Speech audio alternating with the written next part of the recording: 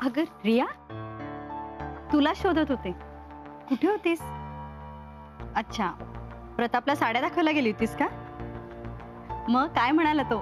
ते काय ते तुमच्या मुलालाच विचारा, तो सांगेल तुम्हाला. अगं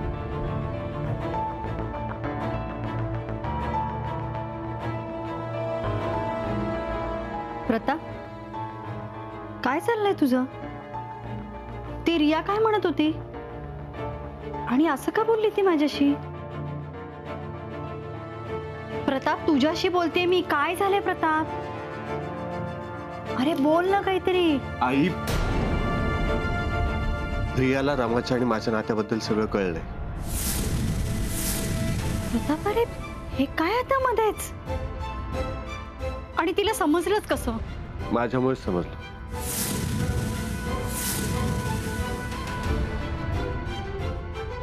हे तुला माहितीये रमायांनी मला नकार का दिला? त्या माझ्या आयुष्यातून का निघून गेले? रावसाहेब त्यांना अपशकुनी म्हणाले. रमा आणि अपशकुनी. अगं त्यांनी आपल्यासाठी माझ्यासाठी काय काय केलंय रावसाहेबांना माहितीये. हे सगळं माहित असून सुद्धा नाही आई, रावसाहेबांनी त्यांचा फार मोठा अपमान केला. आई तू. प्रताप, अरे काय चाललंय तुझं? मला काहीच कळत नाहीये. अरे रियाशी तुझा साखरपुडा होणार आहे, पुढे जाऊन लग्न होणार आहे. तू हा विषय काय घेऊन बसलायस? हे बघ प्रताप, आता हे कारण देऊन मागे फिरू नकोस. रियाशी जे काही बोलायचं ना ते मी बोलते, पण साखरपुडा मोडू नकोस. त्याचे परिणाम खूप वाईट होतील. अरे प्रताप, अरे तारीख ठरलीये, आमंत्रणं गेली आहेत, आणि हे सगळं रावसाहेबांना कळलं ना तर त्यांना नाही आवडणार. आणि गावामध्ये पुन्हा एकदा नाचक्की झाली तर ते नाही सहन करणार.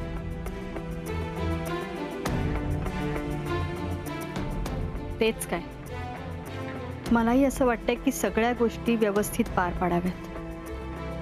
प्रताप, अरे गोष्टी खूप पुढे निघून गेल्यात. आता नको मागचा विचार करूस. आई पण प्रताप, रमा तुला भेटली होती का? कुठे आहे ती आता? त्या इथून कायमच्या निघून गेल्या. त्या गावात परत नाही येणार. प्रताप, अरे रमाने ठोस निर्णय घेतलाय. ती तुझ्या आयुष्यातून खूप दूर निघून गेलीये.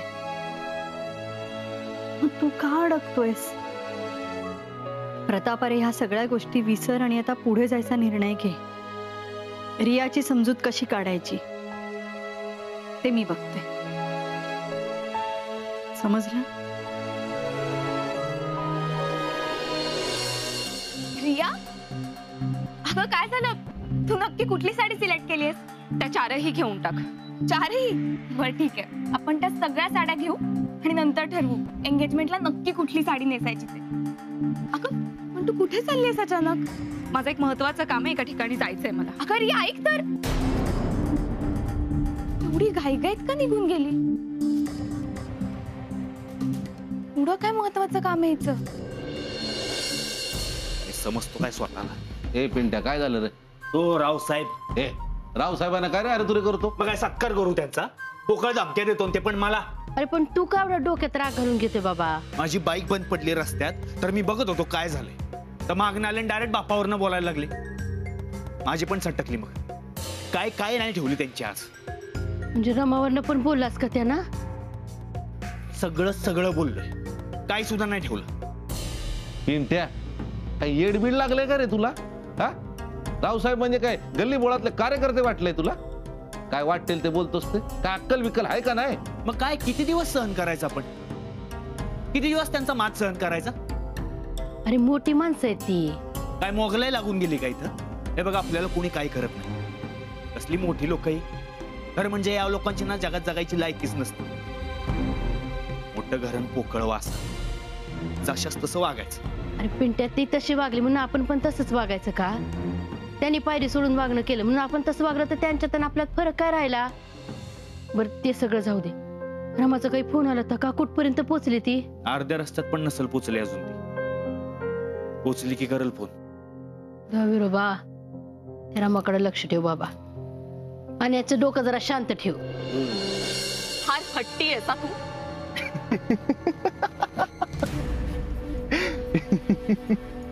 अजिबात हसू नकोस, डोक्यात नको जाऊस. काय सांगितलं होतं मी, सारखे सारखे फोन करत जाऊ नकोस. तरी परत परत फोन करून मला इथे बोलवलंस. समोर तुला कळतंय का हे सगळं किती रिस्की आहे? काय ठरलं होतं आपलं? हा, माझी एंगेजमेंट झाल्यानंतरच आपण एकमेकांना प्रत्यक्ष भेटायचं. विसरला? सगळं लक्षात आहे माझ्या. मग पण काय करू यार, तुझ्याशी असं नुसतं फोनवर बोलून, फक्त व्हिडिओ कॉल करून करमत नव्हतं ना यार मला. मग आलो तुला भेटायला. आणि सगळ्यात महत्वाचं म्हणजे मला तुझ्याकडनं प्रत्यक्ष जाणून घ्यायचं होतं की काय काय घडतंय. काय जाणून घ्यायचंय? आत्ताच मला कळलंय प्रताप आणि रमाचा अफेअर होता. बोलता बोलता चुकून मला तो रमा म्हणून गेला. तोच पॉइंट पकडला आणि रागारागाने घरातून निघून आले. आता त्याच्या घरचे वाट पाहत असतील मी कशी रिॲक्ट होते ते. पण त्यांनी मला अजून ओळखलंच नाहीये. त्यांना जसं वाटतंय ना तसं मी काहीच करणार नाहीये. या उलट मी जाणार आणि प्रतापला उदार मनाने माफ करणार आणि त्यांना सांगणार की प्रतापच्या सगळ्या चुका मी पदरात घालून त्याच्याशी लग्न करणार आहे. वा वा वा, कसली कसली ब्रिलियंट ऍक्ट्रेस आहेस यार तू. म्हणजे निघाली तर निघाली, त्यांचा जीव टांगणीला लावून निघालीस. वा, कमाल. बरं, आता हे छोटे मोठे झटके देणं खूप झालं. आपल्या मेन टार्गेटवर लक्ष दे. आपल्याला त्या रावसाहेब जाधवाला, प्रतापला आणि त्याच्या पक्षाला मातीत मिळवायचं. त्याचा एम्पायर आहे ना, ते उद्ध्वस्त करून टाकायचं. त्यांच्या कुटुंबाला सुद्धा रस्त्यावर आणायचंय आपल्याला. आणि आपल्या फॅमिलीमध्ये जे काही ठरलंय ना, ज्याप्रमाणे गोष्टी प्लॅन झाल्यात त्याप्रमाणेच सगळं झालं पाहिजे. येस, त्याच दिवसाची मी वाट बघतोय. येईल तो दिवस, लवकरच येईल. हो, पण तोपर्यंत प्लीज बिंडूक सारखं वागत जाऊ नकोस. सारखे फोन करू नकोस मला, नाहीतर आतापर्यंत जे सगळं केलंय ना ते पाण्यात जायचं. अशी चूक पुन्हा होणार नाही. That's like a good boy.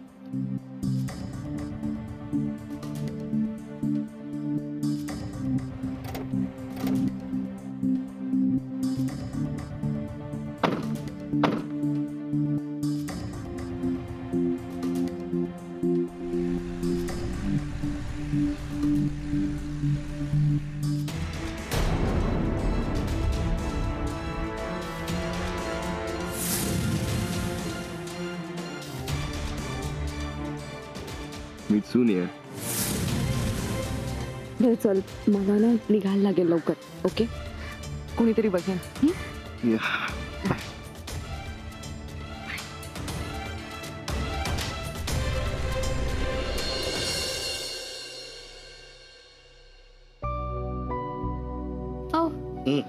रमाचा phone नाही आला अजून. पोचली असेल ना? सरला एक काम कर, काय? तू पुण्यांदा एकदा विचार मला. का? म्हणजे 100 वेळा विचारून होईल ना. अहो, काळजी वाटते. मस्करी कसली करताय माझी? अगं मगापासून तेच विचारतेस. थांबा जरा. पिंट्या, ए पिंट्या, रमाचा फोन आला तर का? नाही तर तू फोन करून बघ तिला. रमा, अगं परत कशी आली तू? म्हणजे गेलीच नाहीस का? का त्याने कामावर ठेवलं नाही तुला, परत धाडून दिलं? काय झालंय? अगं बोल की. आम्ही अगं काहीतरी सांगायचं आहे तुला. छोट्या मालकांची फसवणूक केली जाते बघ. ए रमे, अगं मध्येच काय बोलतेस तू? कोण करते फसवणूक? छोट्या मालकांचं ज्या मुलीशी लग्न होते ती रिया चांगली मुलगी नाहीये. मी आत्ताच तिला आणि तो समर शिर्के आहे ना बघ, त्यांना एकत्र बघितलं आहे.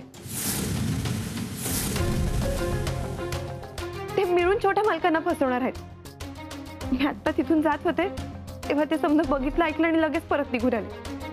खरं तर म्हणजे भाड्यावरच जाणार होते आणि छोट्या मालकांना समजा सांगणार होते. कुठलं तोंडून तिकडे जाणार. ती रिया तर छोट्या मालकांना आणि जाधवांना उद्ध्वस्त करायलाच इथे आली. आपण आपण छोट्या मालकांना आणि रावसाहेबांना त्यांच्या जाळ्यातून सोडवायला हवंय बघ. आपण हे काम करूत, आत्ताच्या आत्ता वाड्यावर जावत आणि त्यांना समजा सांगत.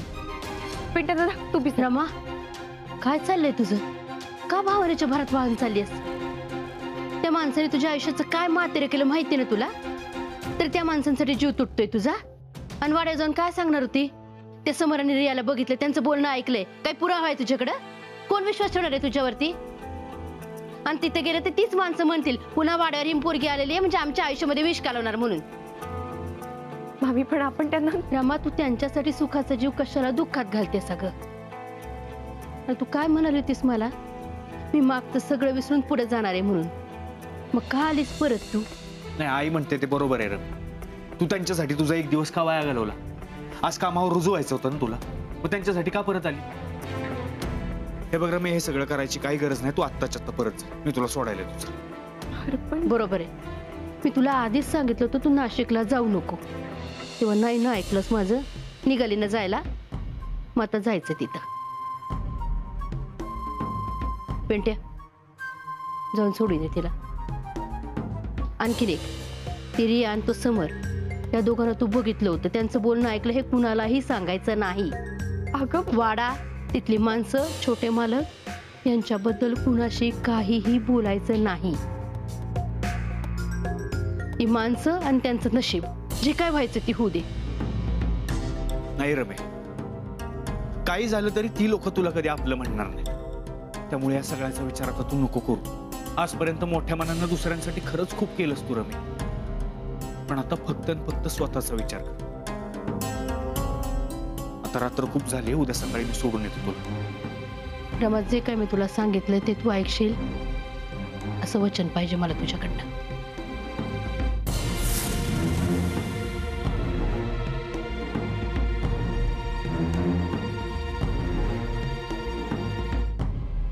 बरं ठीक आहे.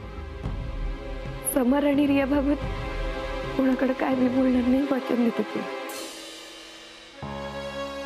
रमे, तू जे ठरवलंयस ना ते तुला करून दाखवायचं, लक्षात ठेव. वय देवा, छोट्या मालकांचं समजा चांगलंच व्हायला पाहिजे. त्यांच्यावर काय बी संकट नको येऊ देऊ. प्रताप, काय करतोयस? डायरी पर्सनल नाहीये ना?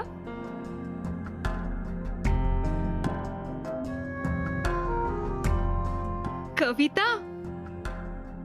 प्रताप, तू कविता सुद्धा करतोस?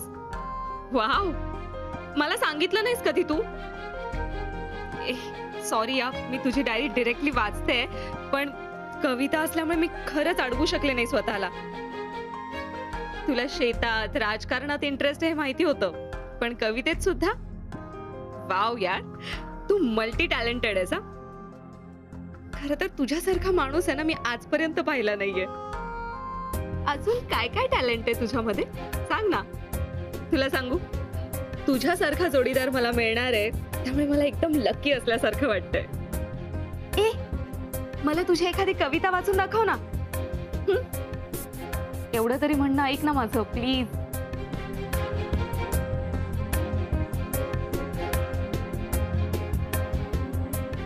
तुझे हात हातात असतात जेव्हा, कशी पेटती ही निमाली उदय.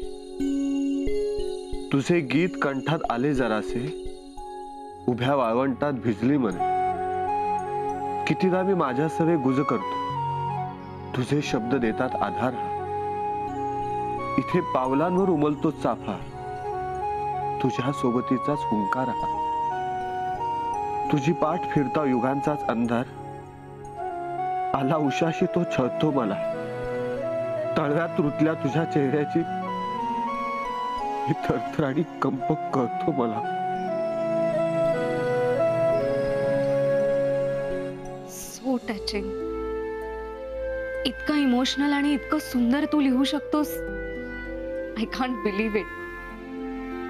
किती वेदना आहे ना यात.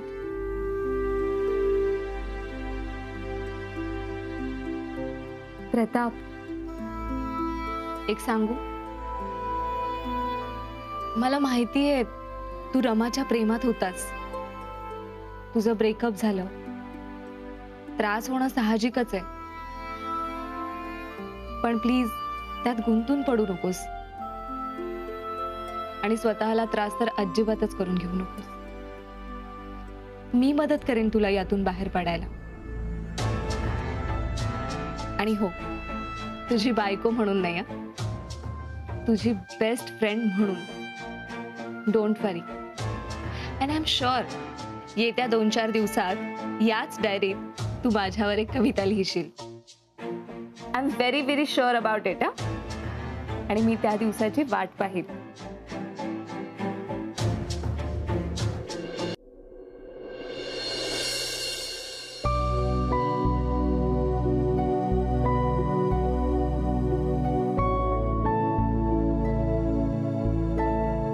रमा, नीट जा आणि पोचली की पेंट्याला फोन कर आणि काय सांगितलं ते लक्षात ठेव बर का.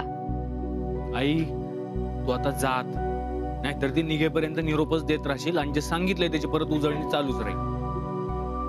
नीट ने रे जा.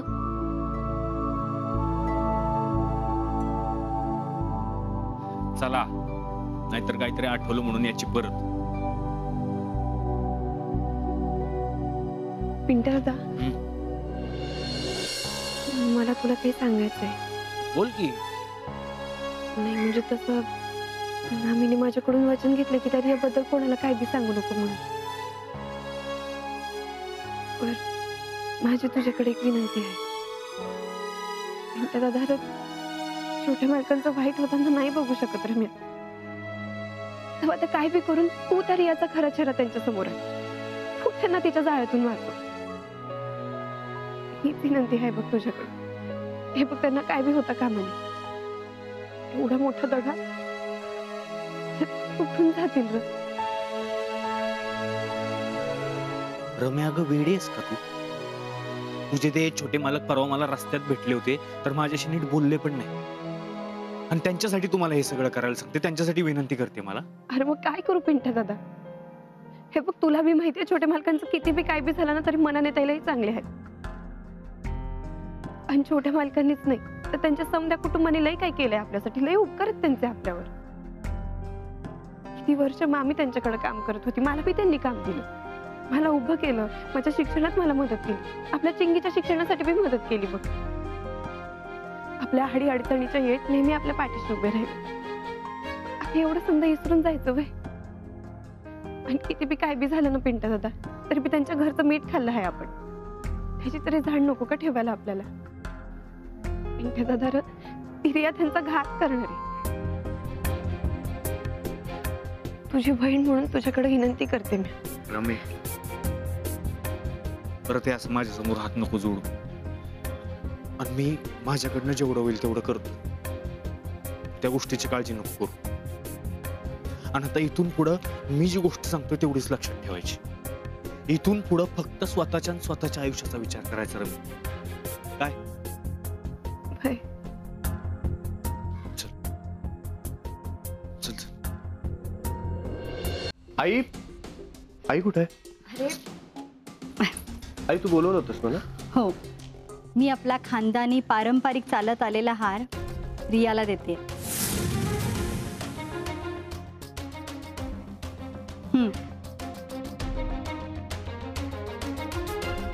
माय God, big big big surprise to me aunty.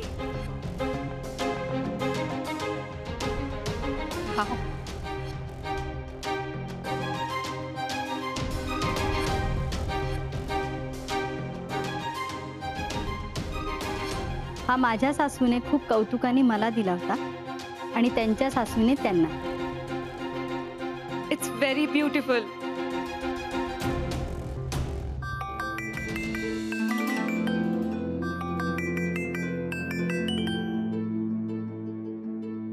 हा हार आपण नेहमी घालत नाही रिया. घरामध्ये जेव्हा काही कुळाचार असतात, कुळधर्म असतात, सण असतो, तेव्हाच फक्त घालतो. आणि हा हार जप असं म्हणण्यापेक्षा त्या हारामध्ये असलेल्या भावना जप असं सांगेन मी तुला. मी सगळे प्रयत्न करेन आंटी. सुखी राहा.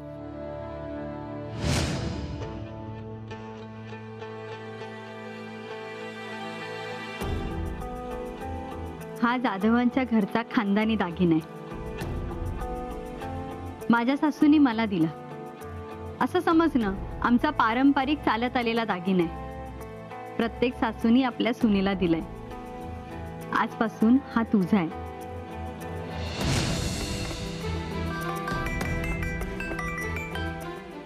अगं कोणाचा फोन येतोय सारखा?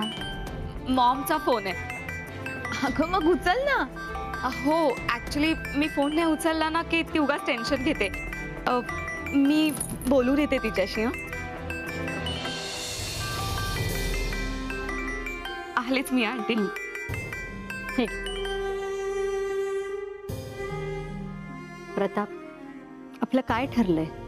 सगळं विसरून पुढे जायचं ना. अरे फक्त स्वतःचं दुःख कुरवाळत बसायचं का? दुसऱ्याचा आनंदही तेवढाच महत्वाचा आहे. तू तर पाहिलंच ना, रियाला जेव्हा तू आपला खानदानी हार घातला तेव्हा ती किती खुश होती. आणि आता रियाचा आनंद सगळ्यात जास्ती महत्वाचा आहे. बरं आता तुम्ही एक काम करा, मी ओटी काढून देते. नवसाईच्या देवळात जा आणि छान ओटी भरा दोघं जण. मी रियाला पण सांगते.